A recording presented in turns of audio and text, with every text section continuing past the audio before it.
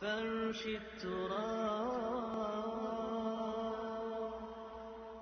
of the reasons why Allah subhanahu wa ta'ala says about this ummah, كُنْتُمْ خَيْرَ أُمَّةٍ أُخْرِجَتْ لِلنَّاسِ, that you are the best nation ever raised for mankind, because we're actually doing the job of the Anbiya, because we're conveying the message of da'wah. We're conveying that message to the people to come and journey towards Allah subhanahu wa ta'ala. So this is one of the special aspects of this ummah. This is one of the beautiful things of this ummah, is that we are inheriting that role of conveying the message to the people of al-Islam. SubhanAllah. And sometimes people think, oh, this is a very, very difficult thing to do. But SubhanAllah, the media has done it for us. Everyone in the world now knows something about Islam. All we have to do is tell them what Islam truly is. Before, people didn't even know. 20 years ago, many of these rural areas, even within Canada, didn't know something like Islam existed. And SubhanAllah, one of the brothers used to go visit the prisons and different schools to tell them about Islam. SubhanAllah, after 2001, people started calling him to come to schools and to come to prisons to learn about Islam. So this is our duty, is to convey that message. Now, someone may ask us, or the question may be raised, how do we learn our deen? How do we learn our deen when our Rasul ﷺ isn't with us? It was easy for the Sahaba because our Rasul ﷺ was with the Sahaba and he taught them the deen. So how do we learn our deen now? How do we know what is correct, what is incorrect? How do we, know the context of revelation? How do we know the ahkam? How do we know the fiqh? How do we know how to practice our religion in 2012 in Edmonton, Alberta? How do we know how to do this? How can we do that? Pardon? Hadith? So can you now read the hadith and tell me how I practice my deen? So from each other. So there's a funny story about this, because Imam Abu Hanifa, he walked into a halaqah and then he saw the people discussing, and he said, they saw them discussing hadith, and he said, it's the blind leading the blind. So, from each other, but I want you to think about it. How are we going to learn our deen? Yes, we have Quran and Sunnah, but how are we going to learn our deen? How are you going to extrapolate that? How are you going to understand the Quran and the Sunnah? Scholars. And isn't there a hadith of our Rasul ﷺ that says the scholars are the inheritors of the prophets?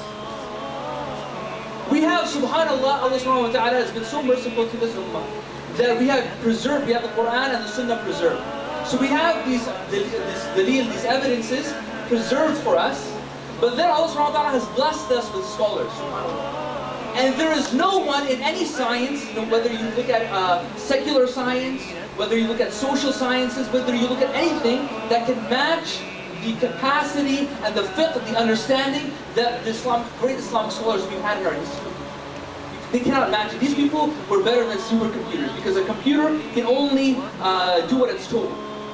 But a scholar can think about new situations and new time, and how are we going to apply our deen in all these different types of variables and situations. So Allah subhanahu wa ta'ala has blessed this ummah with scholarship, real scholarship. Because real scholarship, you see them, they refer to the Quran and the Sunnah, they refer to the fiqh, they refer to the understanding of the Sahaba. And they come together and they put it for us together in this beautiful package so that we can practice our deen. SubhanAllah, how merciful is Allah subhanahu wa ta'ala to this ummah, that we've been given the job of the Anbiya, and that we have scholars amongst us to teach us our deen.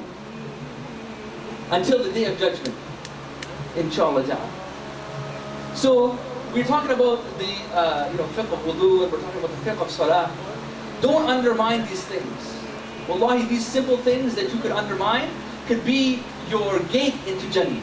This could be your path into Jannah, just to perfect these small, what we think, they're great acts of ibadah. There's a hadith of Rasul ﷺ that somebody the people who make wudu and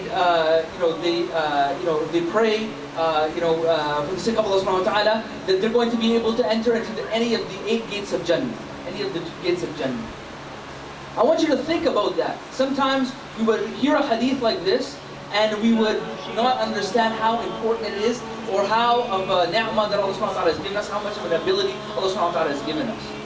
Just to kind of visualize, just imagine all the doors in this masjid were sealed.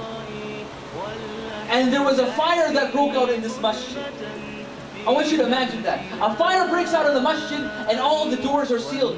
Imagine the panic, the anxiety that you would have.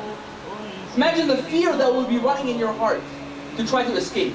Then imagine that one door became open and you were able to escape from one of those doors. How much relief would you have? And then if another door was open for you, how much more relief would you have?